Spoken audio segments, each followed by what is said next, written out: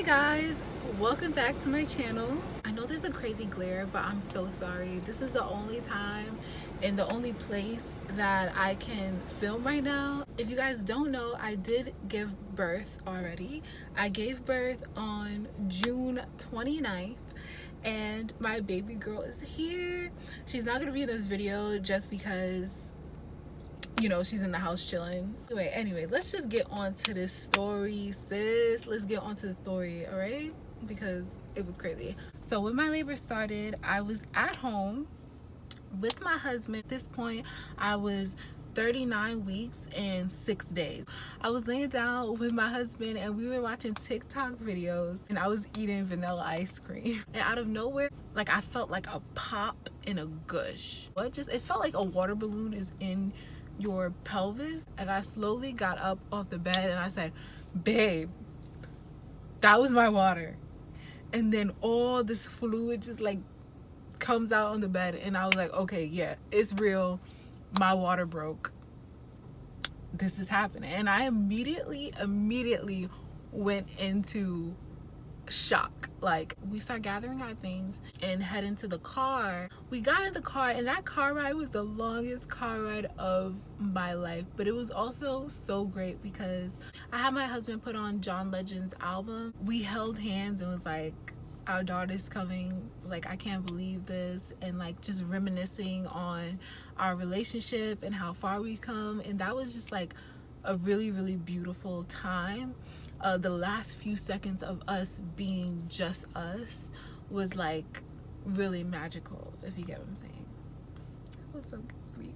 Anyway, let me get on to the actual meat and potatoes. My contractions were getting so intense so fast.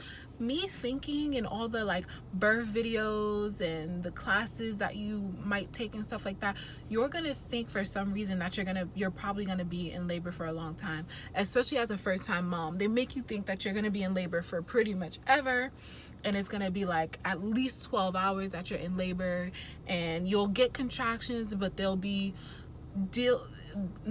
not so bad at first, and then they'll like increase in intensity as time goes on. Like they tell you that, which is a lie. Like not all labors go like that.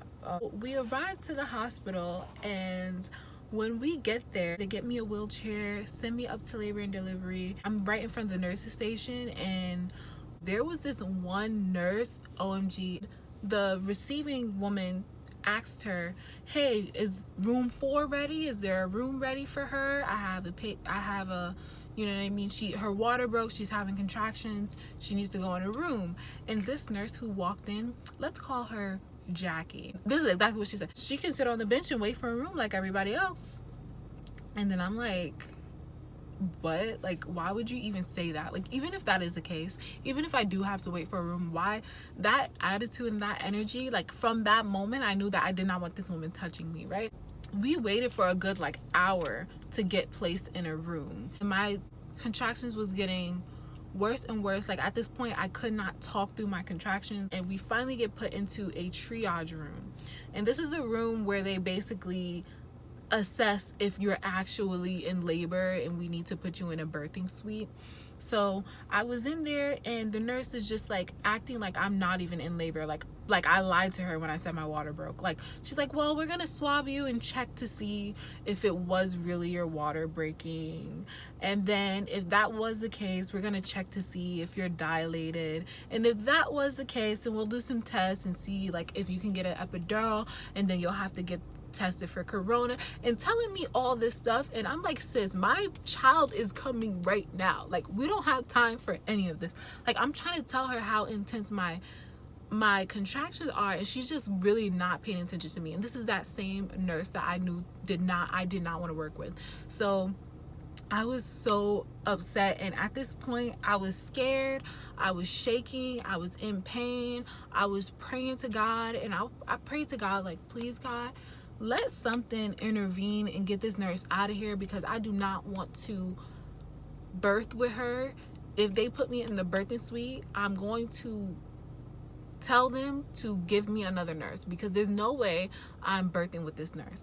I'll let her like do the intake stuff, and take my blood and stuff, like I'll give her a chance for that, but my daughter will not ever meet this woman. And I was also praying to him for like a black woman to come in, because I was just so scared at that moment. Like I literally could not stop shaking, and the nurses kept saying, oh, you're shaking, that's just adrenaline, like that happens, that's normal. But I felt like it wasn't normal. Like I felt like it was my nerves, the adrenaline, me being scared.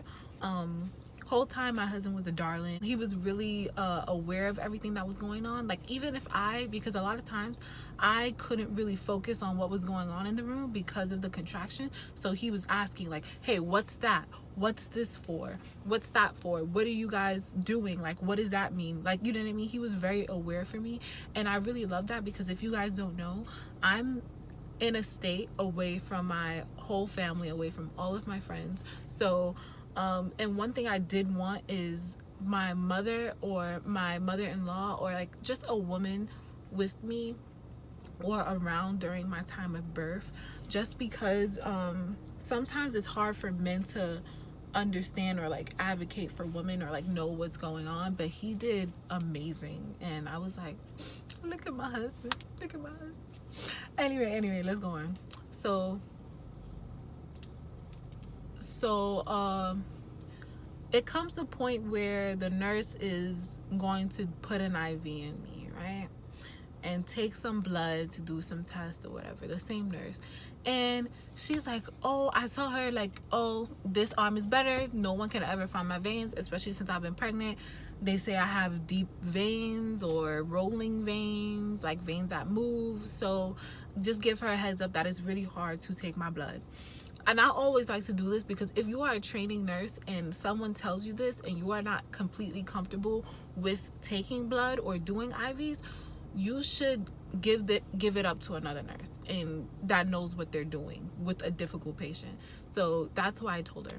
She tries to, girl, yo, I don't know why I dealt with this. I was honestly focused on the contractions and not letting the pain get the best of me. But she stuck me with that needle like 3 times, and I was like, all right, at this point. She had the nerve to ask me, do you want me to call another nurse? You a nurse, you know damn well I need another nurse, because you cannot do what is needed to be done right now. Like, what do you mean? Yes, I want another nurse. Yes, call another nurse. When I tell you, sis, that other nurse she called in here, guess what? She was a black woman. And guess what? She was so amazing. She was so sweet. Her name was Erica. And I'm going to send her a care package and flowers as soon as I get the time, because she made my delivery and my labor so much better. She was so inviting and nurturing. And she treated me like I felt like I was her friend, you know, like she knew me. And I never met this woman before. And I felt like she was taking care of me, looking out for me, really had concern for my feelings. And I was just like, God, you are so amazing. When she walked in, she checked how much I was dilated. And at that point, I was about 6 centimeters dilated.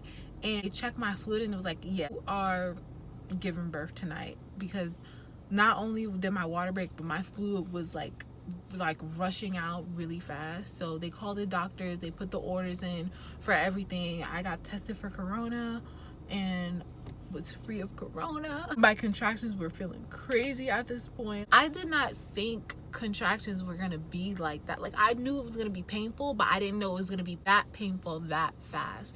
And some women say like, oh yeah, I would love to have a fast birth, I would love to have a fast labor. But when it's fast and intense, it's scary, because you don't have time to do your meditations and your birth ball and play your music and, like, you know what I mean? You don't have time. It's just happening so fast that, like, you don't have time to prep and to be as comfortable as you want to be. But I got to the birthing suite and I decided I'm going to need an epidural. My whole pregnancy, I was like, I'm gonna try so hard not to get an epidural. I was like, yo, I'm gonna try the hardest I've ever tried for anything to be still in the moment of this epidural, because I do not want anything to go wrong, right? So the nurse, she's like, I love this nurse. She's I'm kind of like sitting up on the bed, and I'm like bent down. Like the nurse Erica, she's like holding my legs like at my feet, holding my feet together, and saying like come on girl, you got this, like stay calm, you got this, one more second, like, you know, keeping me calm, really coaching me and there with me while I'm getting the epidural, because she know I was shaking so bad and so scared and in a lot of pain. And the thing about the epidural is, yo, if you're having really intense contractions, get your epidural as soon as possible if you're thinking about getting an epidural, because getting an epidural through intense contractions, it's not it, girl. Now let me tell you what happened from the epidural, like, have an effect on me. Like, I felt my contractions, but each contraction got less and less painful. But what I noticed was, yo, this is not working on my left side. Like, I'm still feeling my contractions. And then they turned me on my left side and say, oh, you know, sometimes it happens, it works like gravity, so you gotta like turn on your left side and then it's gonna start working on your left side. So I turned on my left side, it starts working on my left side, and then stops working on my right side. I'm like, y'all playing with me. It went like that for the duration of my labor and giving birth. For all of that, I was like, yo, I could have did this without an epidural. One thing it did do, though, it did lower my blood pressure. I didn't have problems with blood pressure during my pregnancy, but during labor, my blood pressure kept spiking, and they said it was due to pain, because for some reason they was taking my blood pressure every time I was having a contraction. And once I got the epidural, my blood pressure went back down to normal. My labor was progressing very fast. It was like a few hours later that a doctor came in and he checked me and it was like, oh yeah, I feel your baby's head. You are ready to go. My water broke and I was home at 10:50, and I gave birth at 8:29 a.m. the next morning is when my baby girl came out. And I was probably pushing for about 30 minutes. Well, that's what my husband said. And my husband was on the left side of me holding my leg and seeing everything, and it's so dead quiet in those seconds that everybody's waiting for a contraction to come. And my husband, all you hear is my husband's voice, like, you're so beautiful. He's so cute. He's just like, you're so beautiful, you're doing great, you got this. He was so amazing. Pushing for me was very hard. Like, every time I pushed and she didn't come out, I was like, yo, I suck. I pushed about 5 times, 5 contractions, and she like came out, she popped out. And they kept asking me during the time like I was pushing, hey, do you want to reach down and touch her head? And I was like, nope, I do not want to see or feel anything, because one, if I feel her head, I'm probably gonna freak out. It's probably gonna mess up my concentration. I'm pushing her out, and at this time it felt so weird because still felt her feet inside of my stomach, so like kicking around, and I kind of felt my like intense pressure in my hips, like her head was going through, like I felt she was going through my body. Next thing you know, she was out. Hi, Myla. I love you. Baby girl came out at 8:29 in the morning, screaming and wailing and reaching for her mama. She did skin to skin with me and her father. That was just the most like magical moment of my life, just like seeing her and having her in my arms. And she was 7 pounds 11 ounces. Like, in the moment I wasn't really aware of what was going on, because when your baby's finally in your arms, kind of like zoned out and not really focused on what's going on around you. So I guess my placenta came out, and the doctor was stitching me up because I tore. They told me afterwards that I tore, so I guess he was stitching me up. But somebody came to wash me, and like I saw a lot of blood. Doctor like started like aggressively massaging my stomach. Explained it to me after, like my uterus was taking a minute to start contracting back. Times the doctor has to like be aggressive with your uterus in order to make you continue to have contractions and for your uterus to close back down. Now looking back at it, it makes me kind of scared in my postpartum that like I was bleeding so much, because I'm like, what if I start hemorrhaging again? Because you can hemorrhage even after you give birth. So I've been keeping an eye on that and just praying that everything goes well and everything goes smoothly and I don't have any complications. If you want to see pictures of her, you can definitely go on my Instagram, because me and my husband posted pictures of her. She's so adorable. She's so cute. Yeah, I'm gonna end this video here because it's time for me to go hang out with her. Thank you guys so much for watching. Don't forget to subscribe to my channel. Thank you guys so much for watching, and I'll see you guys next time.